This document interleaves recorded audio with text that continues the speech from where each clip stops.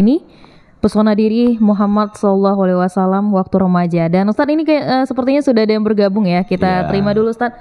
Halo, assalamualaikum, selamat pagi. Halo, assalamualaikum. Waalaikumsalam warahmatullahi wabarakatuh. Iya, selamat. Iya, ini dengan Ustadz Ahmad Halidi. Iya. Iya, silakan Ustadz. Ini saya agak mengapresiasi topik kita pada pagi hari ini ya, yaitu tentang ketauladanan Nabi ya. Ya. Yang mau saya tanyakan di sini nih, yang pertama di surah mungkin agak di luar tema dulu yang pertama, yang kedua baru di tema berikutnya yang sama yang tadi.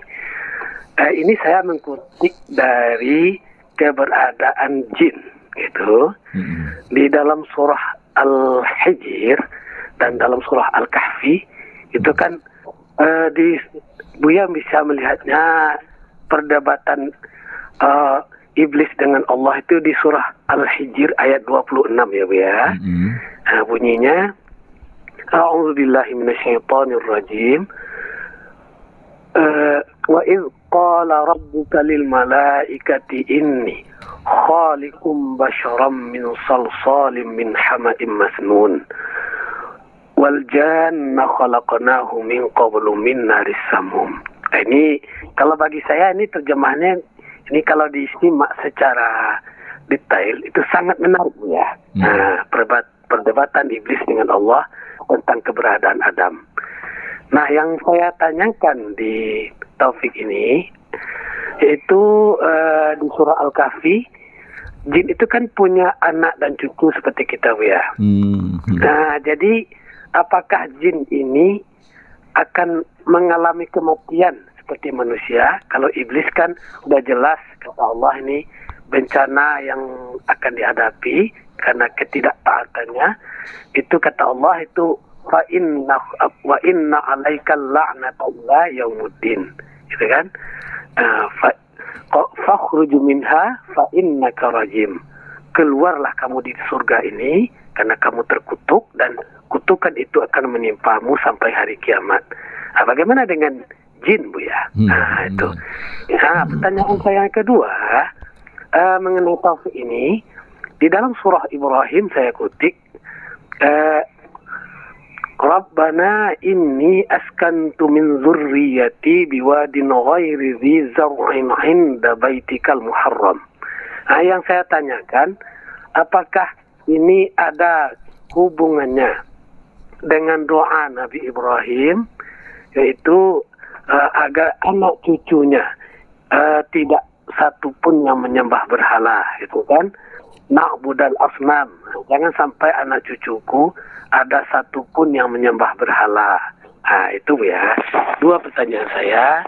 Terima kasih. Assalamualaikum warahmatullahi wabarakatuh. Waalaikumsalam warahmatullahi wabarakatuh. Ada Ustadz Ahmad Halidi di Batu Sangkar. Boleh ditanggapi Ustadz Fira, silakan. Yang pertama, bagaimana dengan jin? Apakah dia mati, sakit, menderita, kecewa? Allahu alam ya. Mungkin ini bisa dijawab oleh teman yang praktisi ruqyah itu. Kan dia mengeluarkan jin dari badan diri manusia, dia bisa berdialog sehingga orang yang kemasukan jin itu tampilannya ya kalau orang tua masuk ke badan dirinya, dia tampil dengan orang tua pula. Saya memang langsung dihadapi orang yang mengaku ada jin. Lalu dia tampil itu meruku seperti orang tua. Ya nak, saya begini-begini. Seperti nenek pula dia tampil. Tapi diakui itu jin saya tuh katanya kan. Tapi saya angkat tangan, tidak mengerti apakah dia mati. Cuman kan yang jelas setiap makhluk itu merasakan mati ya. Baik tumbuh-tumbuhan, hewan, kuman, itu semuanya mati. Tapi seperti apa matinya jin itu saya tidak paham ya. Cuman yang jelas jangan sekali-kali minta tolong pada jin gitu kan. Terpedaya ini ada jin Islam dan lain sebagainya. Saya tidak bisa jawab ini bagaimana nasib jin itu ya. Tentu harus membaca dan bertanya lagi. Yang kedua apa tadi itu?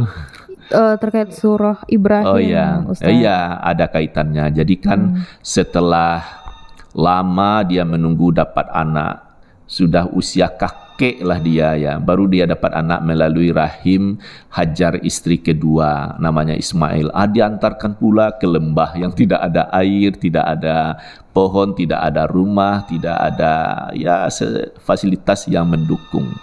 Tapi begitu dia ditinggalkan sepeninggalnya, dia kan sebelum ditinggalkan, sebelum melanjutkan perjalanan ke rumah istrinya, balik lagi ke Palestina sana, dia akan berdoa, aku tinggalkan sebagian dari keturunanku di sisi rumahmu supaya dia menegakkan salat, dicintai manusia dan seterusnya lah ya.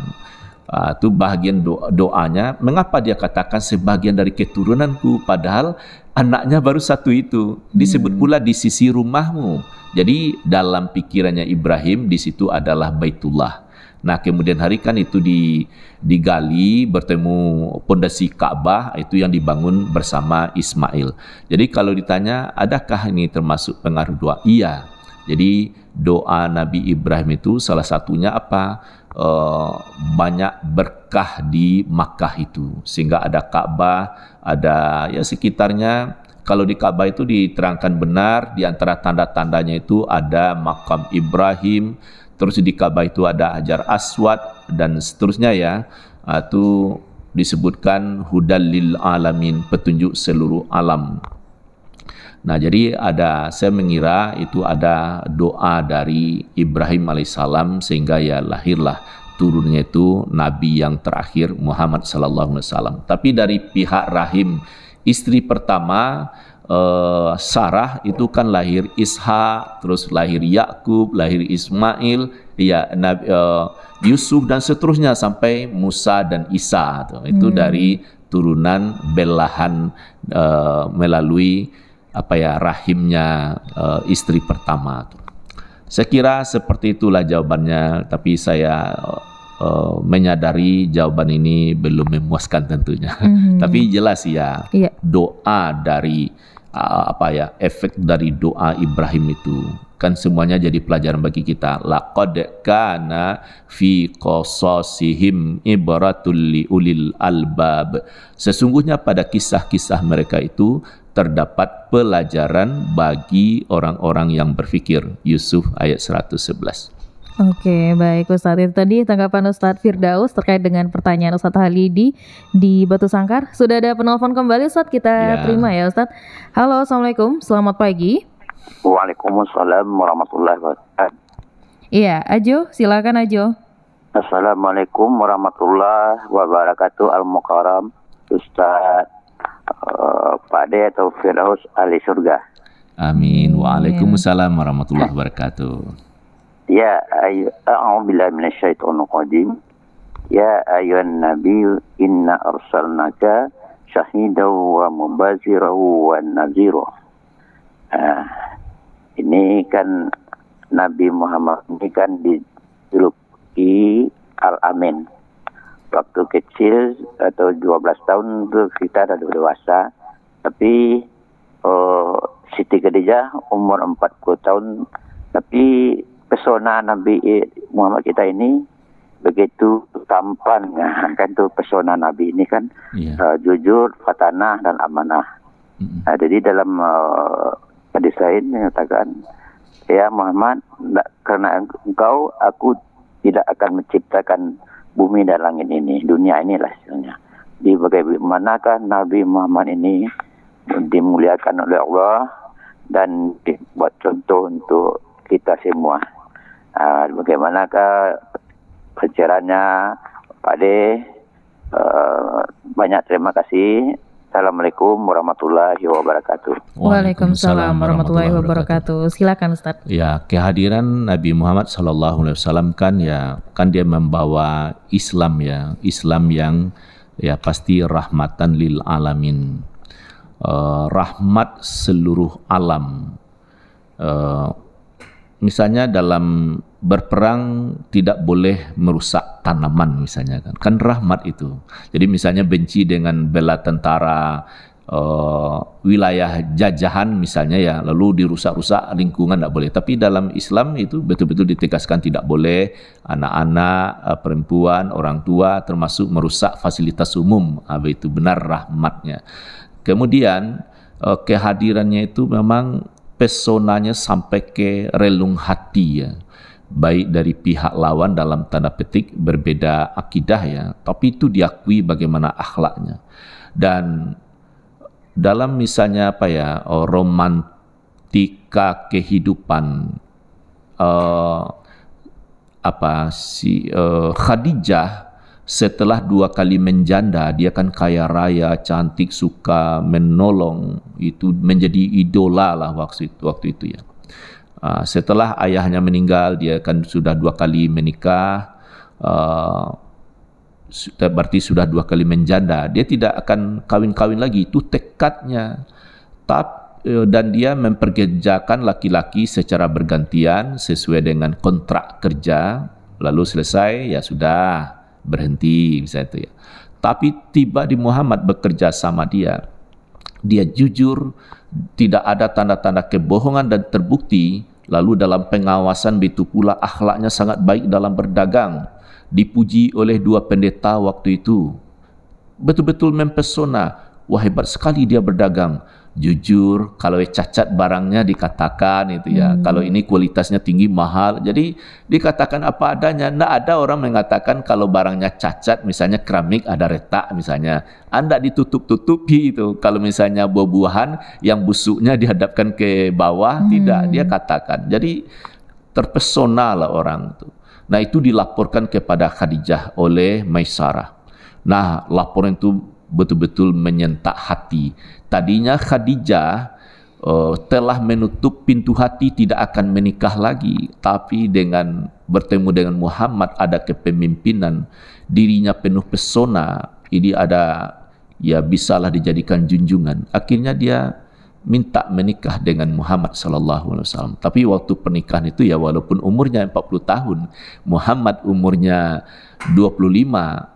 Jadi Muhammad bukan seperti anak muda lalu dengan orang nenek-nenek, tidak, tapi tampak berbanding. Kenapa? Karena Khadijah itu walaupun umurnya 40 tahun tidak kalah dengan orang yang wajahnya 25 tahun masa itu. Karena dia pemurah, uang banyak, jadi dia lebih awet muda atau hemat wajah itu. Tapi coba dia kikir, suka marah-marah, itu kan boros wajah biasanya. Muhammad walaupun dia umurnya 25, tapi wibawa kepemimpinannya itu tinggi, sehingga tampak dia sangat dewasa pula itu. Nah, itulah memang betul-betul dia pesona karena dia jujur, suka menepati janji, dan tegas sebagai laki-laki. Jadi pada dirinya memang keteladanan yang agung. Oke, baik, itu tadi tanggapan Ustaz Firdaus terkait dengan pertanyaan Ajo Uniang di Kompleks Sunan Gadut. Dan ini menjadi pertanyaan terakhir kita di pagi hari ini, Ustadz, karena kita sudah berada di penghujung kebersamaan kita dalam program Mutiara Pagi. Mungkin Ustadz Firdaus boleh sampaikan dulu closing statement atau poin-poin terkait dengan pembahasan kita. Silakan Ustadz. Baik Rani, Muhammad Sallallahu Alaihi Wasallam karena dia keturunan orang baik-baik, bangsawan, karena Abdullah itu kan bangsawan ya, yang masuk kelas elit lah keberadaannya, bahkan keluarganya itu kan penjaga Ka'bah. Begitu pula ibunya Aminah, yang Aminah ayahnya Wahab juga orang penuh pendidikan, tidak terkontaminasi dengan jahiliyah. Buktinya apa? Aminah sudah main-main di Ka'bah, tidak malu ayahnya punya anak perempuan. Nah, jadi Abdullah dengan Aminah ini adalah, maaf kalau bahasa saya tentu rendah ya, bahasa lainnya bibit unggul dia. Jadi keturunan yang terjaga. Nah, akhirnya lahirlah dari pertemuan itu seorang Muhammad Sallallahu Alaihi Wasallam. Nah, dia dididik secara berkala. 5 tahun pertama dididik oleh ibu susuannya beserta ayah angkatnya itu ya, dan anaknya Alimah Tusadiyah yang sama dengan dia, sehingga hasilnya pintar berbahasa Arab Quraisy.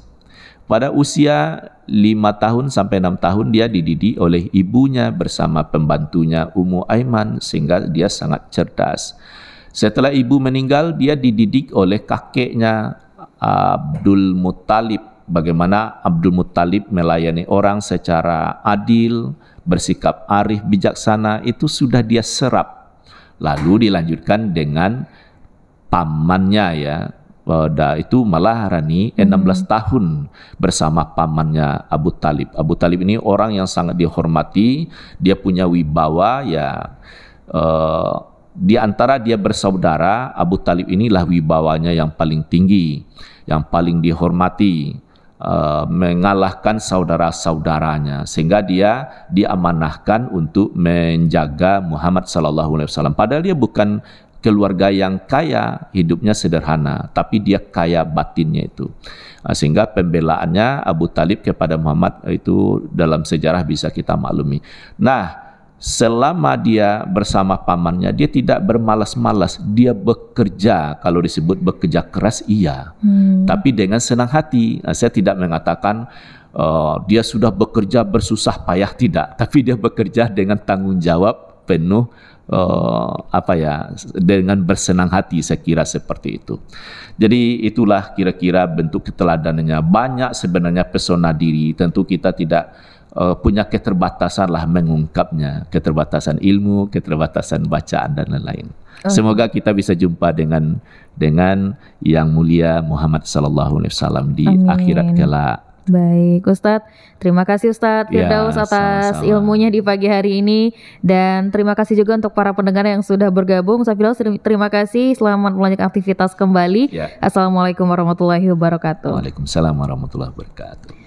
Baik pendengar, dimanapun Anda berada, demikian program Mutiara Pagi edisi hari Minggu 1 Oktober 2023 dengan tema kita Pesona Diri Muhammad SAW waktu remaja, dengan Al-Ustadz kita ada Ustadz Dr. Haji Firdaus MHI. Dan terima kasih untuk Anda yang sudah bergabung bersama kami. Semoga pembahasan kita di pagi hari ini dapat bermanfaat. Dan pastikan Anda jangan kemana-mana pendengar, karena nanti tepat pukul 6 waktu Indonesia Barat kami akan hadirkan Warta Berita Daerah Pagi. Untuk itu tetap bersama kami di Pro 1 RRI Padang, kanal informasi dan inspirasi.